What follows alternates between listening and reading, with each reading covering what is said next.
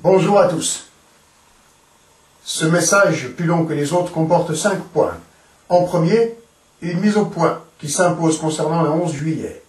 En 2, une mise au point quant à l'action collective. En 3, une mise au point sur la révolution et ce qui nous attend pour la rentrée. En 4, nous passerons à la suite des opérations. Et en 5, je vous parlerai des forces de l'ordre et des forces armées dans le cadre de cette opération.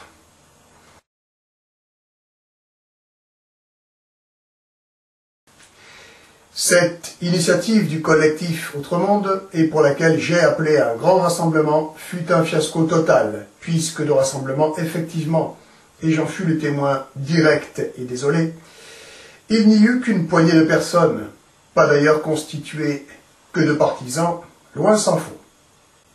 Il y avait bien un grand rassemblement ce jour-là, mais de morts-vivants paradoxalement très animés, uniquement.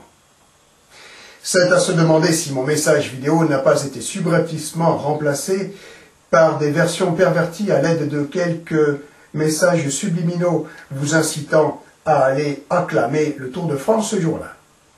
Mais blague à part, le flop de cet appel à un grand rassemblement n'a rien de dramatique. Le ralliement des résistants pour la Révolution est en pleine gestation et règle ses batteries et organes de visée.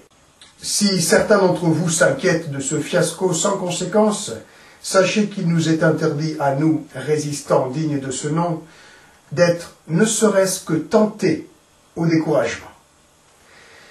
Pensez donc à cette épée de Damoclès que nous avons tous au-dessus de la tête et qui se décroche en ce moment même. Mais également, je vous prie, aux horreurs du passé et du présent, que nous n'aurions pas dû admettre si longtemps. Soyons sérieux. La résistance ne va pas s'effondrer avec un bruit mou dès la première petite déconvenue. Non, ce 11 juillet nous offre l'opportunité d'affiner notre stratégie et mode opératoire.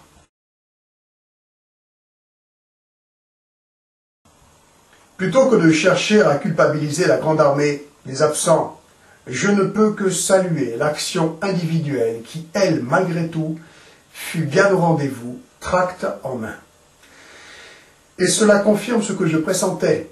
L'action individuelle, la vôtre, constitue la seule issue pour nous tous. Oublions les actions collectives, les rassemblements ou manifestations aux retombées plus qu'incertaines et bien trop sujets à des infiltrations, des détournements et des troubles violents. Et sur ce point, je me permets de confirmer que nous ne devons en aucun cas, nous, résistants du RRR, nous rendre susceptibles de générer quelque accrochage public que ce soit avec les forces de l'ordre. Cela ne peut que porter un sérieux préjudice à la stratégie que je vous propose et que je vais approfondir ci-après plus dans le détail. L'action individuelle, en revanche, peut frapper avec précision pour un résultat en fonction des efforts et de l'engagement de celle ou de celui qui l'amène, sans risque de les voir détourner sournoisement.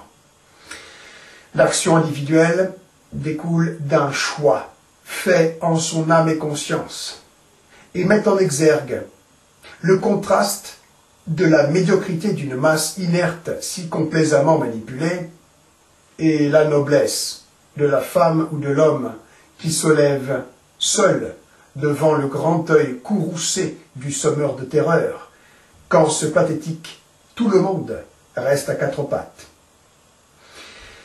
Fonder une stratégie sur une action collective est un non-sens dans la configuration qu'est la nôtre. Il convient plutôt de miser sur notre action individuelle et d'en générer la multiplication en parallèle. Par extension, une action révolutionnaire ne doit en aucun cas être exécutée par le peuple de façon collective. Une telle action, en provoquant un bain de sang, ne ferait qu'accélérer les plans des maîtres de la matrice, offrant sur un plateau à leurs contremaîtres, tels que le chef de notre état criminel, les justifications pour nous plonger un peu plus vite que prévu en pleine loi martiale. La révolution telle qu'elle est inscrite dans les cerveaux formatés des humains n'est absolument pas ce à quoi nous devons travailler, puisqu'elle ne constituerait qu'une monumentale erreur stratégique. Il est d'ailleurs fort à parier que les criminels qui nous manipulent nous réservent une nouvelle révolution bidon, comme je l'ai déjà souligné. Quand bien même le peuple aurait-il pu être réceptif à cette impérieuse nécessité qu'est la révolution? Toute descente en masse, les armes à la main pour prétendre à une révolution, est donc à proscrire. Alors la question est, qui donc alors peut bien se charger de l'opération en elle-même? Votre humble serviteur sortant des bois pour l'occasion avec une bande de kamikazes? S'il le faut.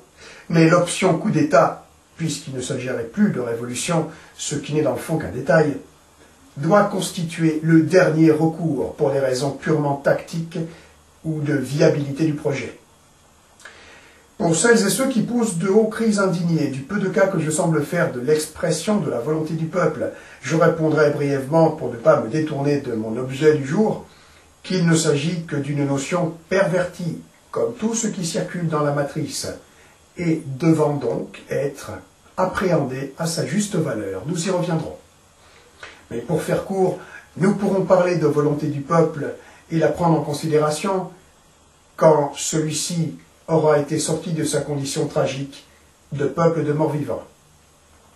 Venons-en donc à cette question cruciale, qui est de savoir à qui incombe cette mission de salubrité publique qui consiste à licencier la totalité des acteurs de cette imposture politique, en commençant par le traître en chef. Il est des hommes et des femmes, prisonniers comme nous sommes tous plus ou moins de la matrice, notre système sociétal criminel, qui ont fait le serment de protéger leurs semblables contre le crime et d'œuvrer pour la paix et la liberté. Il s'agit de gendarmes, de policiers, de militaires, des autres armes et armées de notre triste pays. C'est à eux, en théorie, de s'acquitter de cette tâche. Mais nous savons tous à quel point ils sont formatés et détournés de leur fonction, de leur idéal, pour le compte des maîtres de la matrice et leurs contremaîtres, dont ils constituent de façon de plus en plus criante la milice privée. Ce fossé creusé entre le peuple souverain et nos forces publiques et armées n'est pas le fruit du hasard. Il constitue une protection que l'imposture politique s'est façonnée, notre prestigieuse armée ayant toujours représenté une menace pour celle-ci.